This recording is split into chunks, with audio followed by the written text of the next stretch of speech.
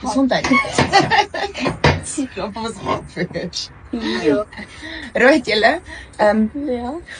dit of as mense met 'n interessante comment en meer as een. Toe figure ons miskien lê daar waarheid in, né? Ja. So miskien is hulle nie verkeerd nie, miskien moet ons dit try. So my video waar ek so die cheese curls eet, het hulle gesê cheese curls met condensed milk. Okay, nou sover ek onthou en my ma se daar back in the day, het hulle altyd chip dip gemaak met jy gaan nie kan onthou nie man. Chutney en mayonnaise en ek dink actually 'n bietjie condensed milk. So ek weet nie, miskien lê daar waarheid in, maar ons gaan dit nou try. Ja. Is reg? Ja. Okay. Chippy? Ek weet nie, ek neem aan jy moet hom seker nou maar net dip, nou, dip.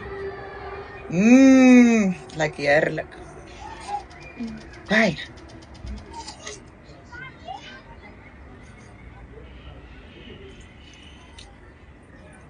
Is okay.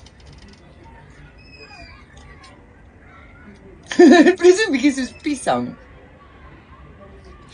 Maar ek moet eerlik wees met proe amper nie eers die cheese curl nie, ek proe net die condensed milk.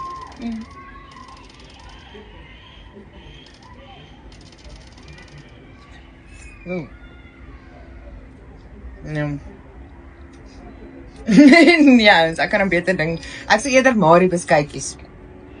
En die condensed milk. Nee, Björn. Ja. Kan jy ouens, sorry, vir die bit love.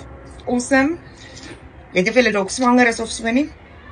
Maar nee. Ja. Don't do it.